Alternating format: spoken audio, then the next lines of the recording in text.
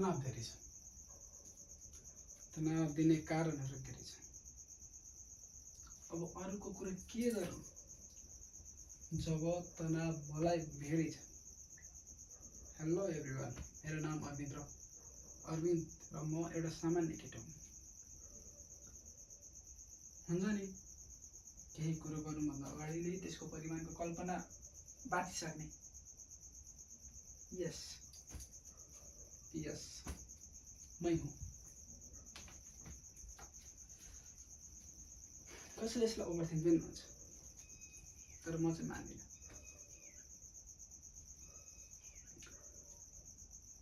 तपाईँहरूलाई लागिरहेको छैन होला, तर म एकचोटि लोकसेवाको पनि इक्जाम दिएर बसेको।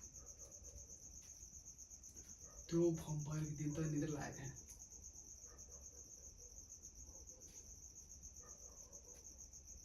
राति चाहिँ लाग्यो त्यसैतिर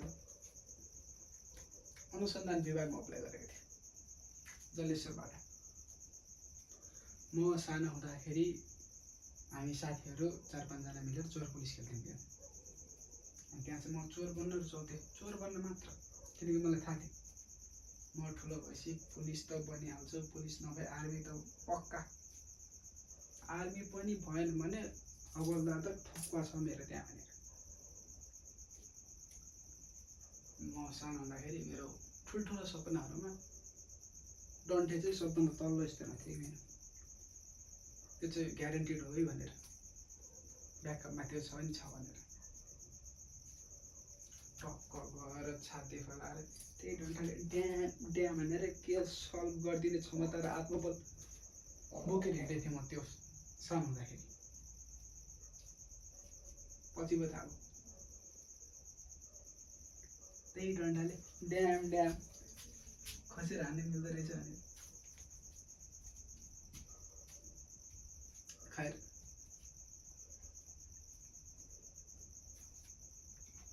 इक्जाम दिनु गएँ जलेश्वर इक्जाम दिनु जाने सबैलाई थाहा। जलेश्वर पुगिसकेपछि सेन्टर पुग्नुभन्दा अगाडि हामी कहाँ जान्छौँ भनेर।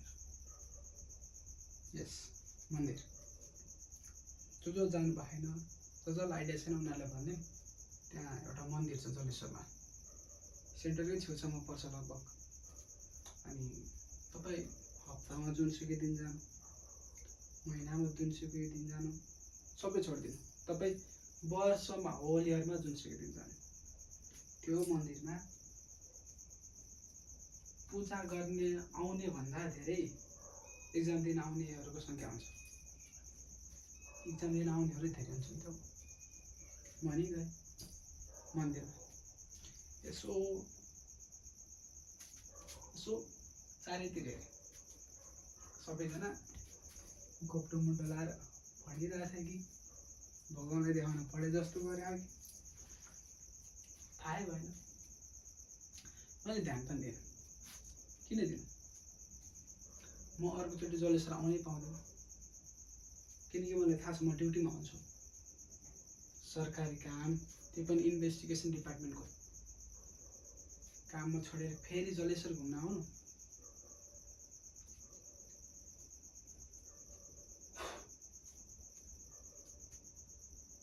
मैले ध्यान दिनँ। म मन्दिर घुम्दै, पोखरी हेर्दै, त्यहाँ एउटा सानो पोखरी पनि छ साइडमा, हेर्दै र सोच्दै थिएँ मेरो अन्तिम अवसर यही हो घुम्ने। यो इक्जाम पछि त अब म ड्युटीमा जानुपर्छ। देशमा त्यत्रो केसहरू पेन्डिङ छ, दिनरात नहेरिकन काम गर्नु छ। राम्रो काम गरेपछि त पत्रिकामा नि फोटो पनि आउँछ नि। फोटो खिचाउँदा पोज पनि सिक्नु पऱ्यो। त्यसकै लागि मैले टिकटक पनि डाउनलोड गरिसकेँ।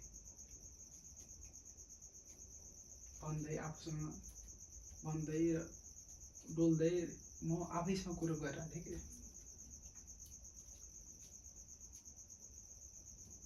त्यसपछि म उनीहरूतिर हेरेँ। त्यसपछि हाँसेँ। पढुवाहरू टपर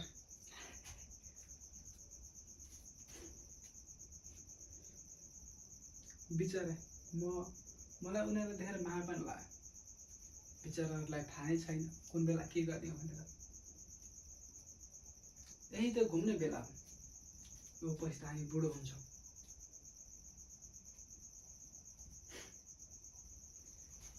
कुन बेला के गर्ने हो थाहा नै छैन। यो मेहनत गर्ने बेला होइन, घुम्ने बेला हो भनेर कसले भन्दिनँ तिनीहरूलाई, मैले नि भनिनँ। त्यसपछि हामी इक्जाम दिनु गयौँ। इक्जाम मेरो बेस्ट गयो, एकदम बेस्ट। त्यो इक्जाममा 100 मार्क्समा 110 आए पनि म सरप्राइज हुँदैन थिएँ कि। म त्यो लेभलको कन्फिडेन्ट थिएँ, यस्तो राम्रो गरेँ। म सेन्टरबाट बाहिर निस्केर घर फोन गरेँ, मम्मी दिइसकेँ सुन्नु एकछिन। म हिजो तपाईँको छोरा थिएँ, आज मेरो नाम सारी हुँदैछ र भोलि म देशको छोरा हुन्छु।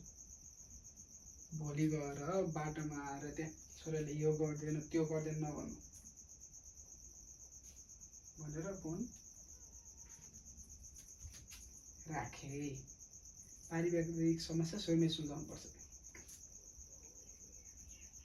म त खुसी थिएँ कि बसेँ। अलि समयपछि, अलि दिनपछि रिजल्ट आयो।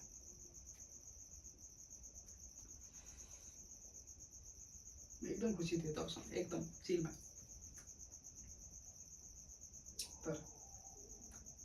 तर मलाई त्यो दिन थाहा भयो यो समाजले तपाईँलाई खुसी भएको हेर्न सक्दैन भनेर।